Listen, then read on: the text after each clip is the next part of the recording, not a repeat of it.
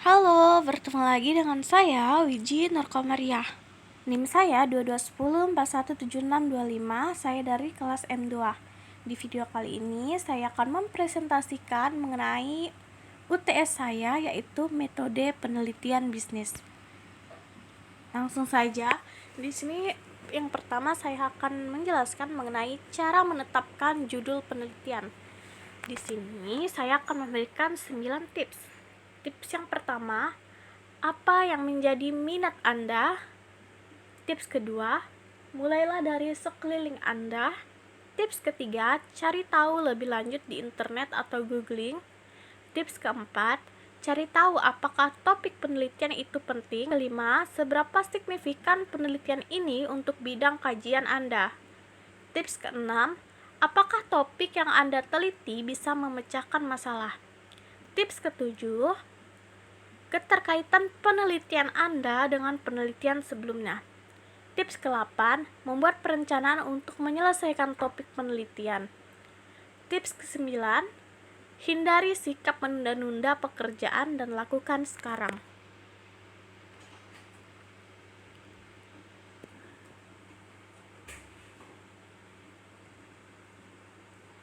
Selanjutnya, saya akan menjelaskan mengenai cara membuat latar belakang penelitian. Pertama-tama, kita harus menjelaskan secara terstruktur permasalahan yang diteliti. Kedua, menjelaskan urgensi penelitian yang akan diteliti. Ketiga, bahas variabel atau penelitian terdahulu secara gamblang. Keempat, jelaskan kenapa objek penelitian harus di tempat tersebut. Yang ketiga, saya akan menjelaskan bagaimanakah cara merumuskan masalah atau membuat rumusan masalah. Menemukan masalah dan selanjutnya merumuskannya merupakan tahap permulaan penelitian dari tahapan-tahapan yang lain dan diakui tidak mudah. Penelitian berawal dari masalah dan dilakukan untuk menjawab masalah. Memilih satu masalah yang dapat diteliti, researchable, dan merumuskannya secara benar diakui sebagai tahap yang tidak mudah. Rumusan masalah harus dirumuskan dengan jelas, baik bagi peneliti sendiri maupun pembaca. Rumusan masalah yang jelas dan memudahkan peneliti menjalankan tahapan-tahapan penelitian. Sebaiknya masalah yang tidak jelas akan menyulitkan peneliti dalam banyak hal.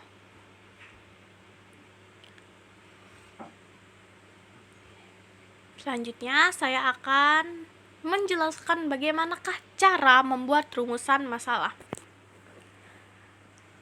Ada 4 cara. Yang pertama, kita harus mengidentifikasikan masalah yang akan diteliti.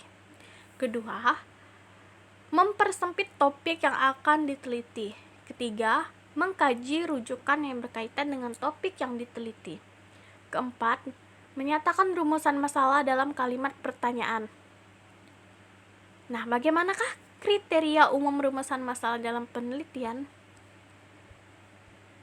Harus dinyatakan dalam kalimat pertanyaan yang jelas, tidak mengandung kata yang multitafsir, tidak menggunakan kata yang ambigu, dan tidak menggunakan istilah-istilah teknis dalam bahasa lokal. Cara membuat tujuan penelitian. Identifikasilah masalah atau pertanyaan penelitian. Langkah pertama adalah mengidentifikasi masalah atau pertanyaan penelitian yang ingin kamu jawab. Lalu, batasi dan fokuskan tujuan penelitian. Setelah mengidentifikasikan masalah atau pertanyaan penelitian, perlu untuk membatasi dan memfokuskan tujuan penelitian agar tetap terkelola dengan baik. Ketiga, gunakan pendekatan SMART. Tujuan penelitian yang jelas haruslah spesifik, terukur, mencapai, relevan, dan terbatas pada waktu. Yang keempat, jelaskan tujuan secara rinci. Dalam proposal penelitian, sertakan bagian yang secara rinci menjelaskan tujuan penelitian yang ingin dicapai. Lalu, Anda juga harus menghubungkan tujuan dengan relevansi dan manfaat penelitian. Nah, pastikan tujuan penelitian yang kamu tetapkan terkait dengan relevansi dan manfaat yang diharapkan dari penelitian tersebut. Jelaskan juga mengapa penelitian ini penting dan bagaimana hasilnya dapat berkontribusi terhadap pemahaman atau pemecahan masalah.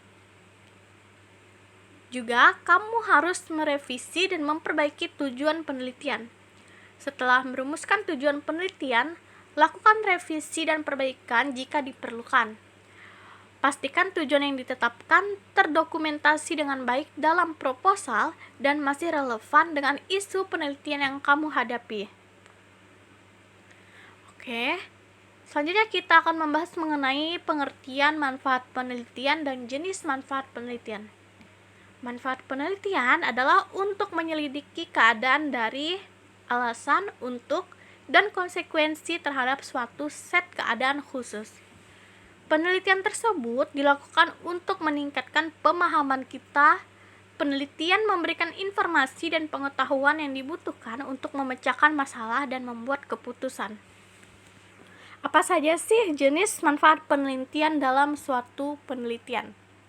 Nah, manfaat penelitian ini dibagi dalam 2 jenis. Satu adalah manfaat teoritis, yang kedua adalah manfaat praktis. Manfaat teoritis adalah manfaat yang berhubungan dengan pengembangan ilmu linguistik. Jadi, dari hasil penelitian tersebut diharapkan dapat berguna dalam bidang keilmuan dan akademis di masa depan. Yang kedua, manfaat praktis. Manfaat praktis merupakan manfaat yang bisa diambil dari penelitian tersebut oleh peneliti itu sendiri. Nah, dalam hal ini, peneliti dapat memahami apa saja manfaat yang didapat. Lalu, bagaimana memecahkan masalah tersebut secara praktis lewat penelitian yang telah dilakukan. Cara membuat bab 2 tinjauan pustaka. Langkah-langkah tersebut ada 7. Yang pertama, Anda harus mencatat teori yang akan dibutuhkan. Kedua, lakukanlah ikhtisar referensi. Ketiga, melakukan proses sintesis dan perbandingan. Keempat, melakukan analisa terhadap referensi. Kelima, Anda juga harus melakukan identifikasi debat, tema, dan kesenjangan. Keenam, membuat garis besar struktur tinjauan pustaka. 7. Susun tinjauan pustaka. Oke, kita telah sampai sejauh ini. Selanjutnya, bagaimanakah cara membuat hipotesis dan kerangka pemikiran? Tahap-tahap pembentukan hipotesis secara umum terdiri dari 6, yaitu yang pertama penentuan masalah, kedua hipotesis pendahuluan atau hipotesis preliminar dalam kurung preliminary hypothesis. Ketiga, pengumpulan fakta. Keempat, formulasi hipotesis. 5, pengujian hipotesis. Dan keenam, aplikasi atau penerapan. Cara membuat kerangka pemikiran secara umum. Yang pertama, Anda harus melakukan identifikasi secara variabel, lalu mencari keterkaitan antar variabel yang satu dengan yang lainnya, juga mencari sumber literatur, dan melakukan pembahasan teori. Anda juga harus menggambarkan dan menjelaskan kerangka berpikir. Baiklah, sejauh ini sekian dari presentasi saya. Terima kasih.